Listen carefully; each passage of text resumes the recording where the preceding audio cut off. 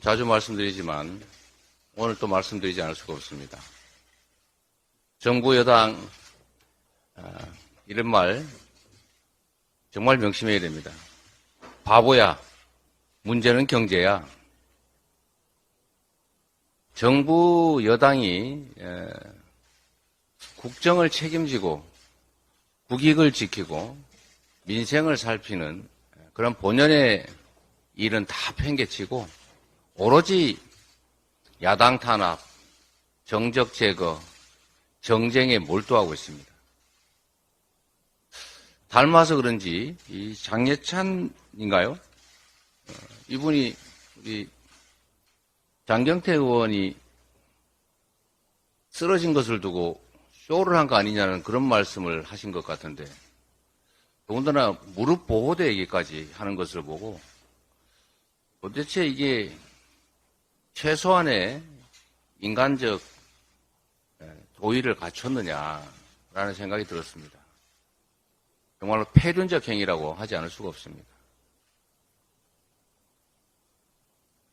민생에 또 정치에 복귀해 주시기를 간곡히 부탁드립니다. 국민들이 너무 힘듭니다. 경제가 너무 나빠지고 있습니다. 외교 상황이 너무 악화되고 있습니다.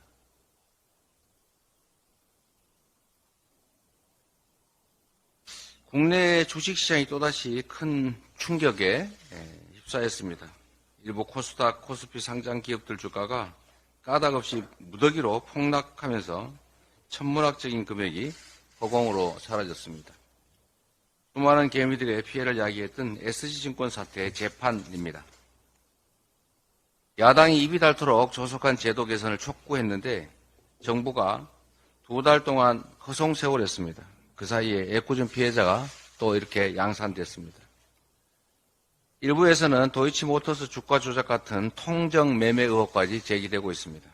정권의 총체적 무능, 무책임, 무대책이 부른 참극입니다.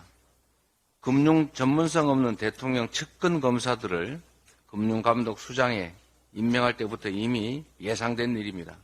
정부가 책임을 통감해야 합니다. 주가 조작은 공정한 시장 질서를 파괴하는 최악의 민생 범죄입니다. 작전 세력 관련자가 누구든 끝까지 단죄하겠다는 각오로 발본색원해야 합니다. 연이은 주가 조작 범죄, 관리 감독 실패에 대한 책임 또한 엄중하게 물어야 합니다. 전 정부에 대한 편집증적 뒷조사에 협의할 여력에 반의 반이라도 이런 민생 지키기에 쏟아줄 것을 당부드립니다. 윤석열 정권의 언론 장악 음모가 브레이크 없는 폭주를 계속하고 있습니다.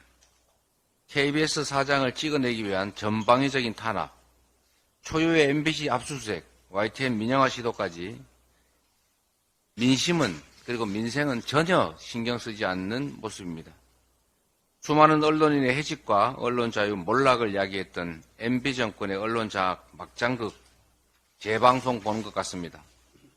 수법은 물론 이동관이라는 핵심 등장인물까지 똑같습니다. 현재 강행 중인 언론 장악 시도도 이동관 특보의 작품 아닌가 하는 의심이 들 정도입니다.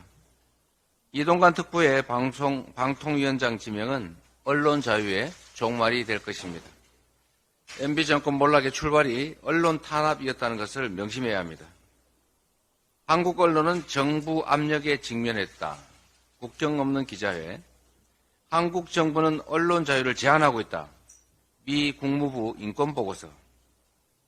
이런 것처럼 정부의 노골적 언론 탄압에 국제사회가 이미 혹독하게 혹평하고 있습니다. 아시아 1등을 달렸던 언론 자유도 역시 1년 만에 4계단이나 떨어졌습니다. MB 정권이 들어서자마자 부분적 언론 자유 국가로 추락했던 모습의 대자부입니다.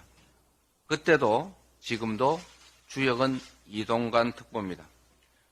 방송 장악하고 언론 줄 세운다고 정권의 실정이 감춰지지는 않습니다. 땡윤 뉴스 만든다고 해서 떠나간 민심이 돌아오지도 않습니다.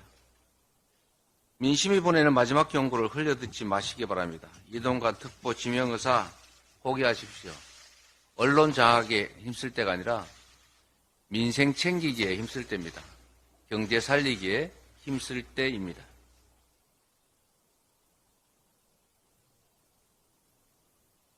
어제 대변인께서 발표했던 것처럼 당의 혁신을 맡아주실 책임자로 김은경 한국외대법학전문대학원 교수님을 모셨습니다. 혁신기구가 우리 당과 정치를 새롭게 바꿀 수 있도록 이름부터 역할까지 모든 것을 맡기겠습니다. 우리 지도부는 이 혁신기구의 개혁안들을 전폭 수용해서 새롭게 거듭나는 민주당, 그리고 유능하고 강한 민주당, 이기는 민주당을 만들어 가겠습니다. 정치를 바꾸는 것은 내 삶을 바꾸는 일입니다.